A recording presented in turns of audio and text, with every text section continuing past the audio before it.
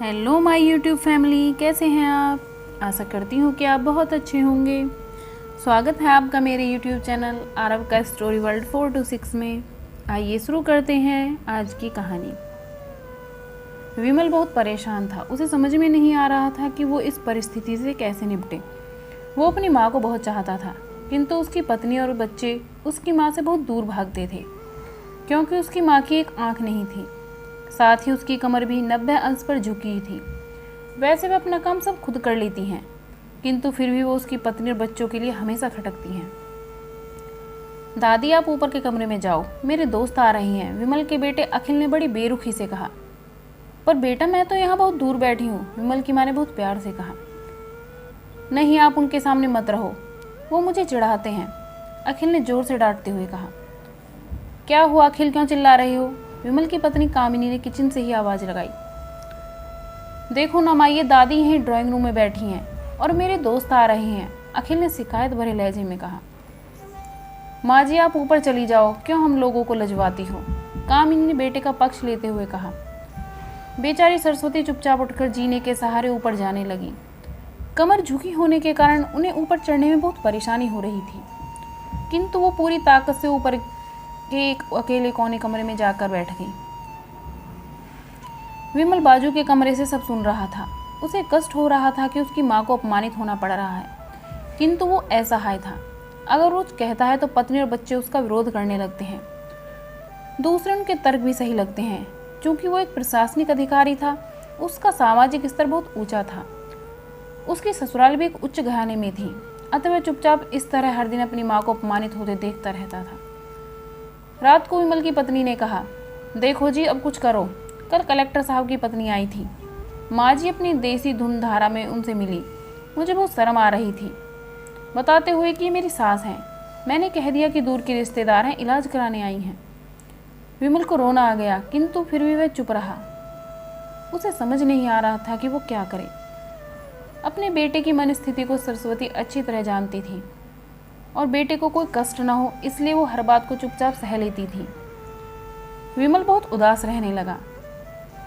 एक तरफ परिवार और सामाजिक स्तर पर जीने की प्रतिबद्धता थी, तो दूसरी ओर माँ। आखिर माँ से अपने बेटे की यह हालत नहीं देखी गई। एक दिन उसने अपने बेटे से कहा, विमल, बहुत दिन हो गए हैं, मैं अपने गांव जाना चाहती हूँ, मुझे वहाँ पहुँचा दो। मेरा यहाँ मन नहीं लग रहा है। किंतु माँ, वहाँ तो कोई नहीं है, तुम्हारी देखभाल कौन करेगा। विमल ने आश्चर्य से पूछा। अरे, सब गांव वाले तो हैं, और वो तुम्हारे मामा जी तो उसी गांव में रहते हैं, और फिर हम सारी व्यवस्थाएं कर आएंगे ना। कामनी को तो जैसे मन की मुराद मिल गई हो। हाँ बेटा, बहुत सही कह रही है, सरस्वती ने लंबी सांस लेते हुए कहा। विमल जानता था कि गांव में माँ की देखभाल करने वाला कोई नहीं है, लेकिन अपनी पत्नी की जिद के कारण वह अपनी माँ को गाँव छोड़ने पर विवश हो गया। माँ को गाँव छोड़कर आते वक्त उसे रोना आ रहा था तथा अपनी बेबसी पर गुस्सा भी आ रहा था, किंतु परिवार, पत्नी और समाज ने उसके इन मनोभावों को दबा दिया और वो सुकून सा महसूस करने लगा। कुछ दिनों के बाद उसके चाचा, जो अमेरिका में रहते थे, आने वाले थे। तब वो भारत आए थे और उसके बाद वो अब भारत आने वाले थे। पूरा परिवार और आस पड़ोस बहुत उत्साहित था। अमेरिका से विमल के डॉक्टर चाचा आ रहे थे। डॉक्टर रमेश ने जैसे ही घर में कदम रखा, सबने मिलकर बहुत उत्साह से उनका स्वागत किया। क्यों विमल, भाभी नहीं दिख रही, कहाँ हैं? डॉक्टर रमेश ने उत्सुकता पूर्वक पूछा। जी, वो गांव में रहती हैं, यहाँ उनका मन नहीं लगा, कामिनी ने सपाट लहजे में उत्तर दिया। डॉक्टर रमेश ने विमल की ओर देखा तो विमल ने अपनी आंखें झुका ली। डॉक्टर रमेश सब समझ गए। बोले, कल हम भाभी से मिलने गांव चलेंगे सब लोग। दूसरे दिन सभी लोग गांव के घर में पहुंचे। देखा कि सरस्वती को बहुत तेज बुखार है और वो पलंग पर असहाय पड़ी है। डॉक्टर रमेश दौड़कर सरस्वती के पास गए, उनके पैर छूकर रोने लगे। सरस्वती की हालत उनकी कल्पना से परे थी।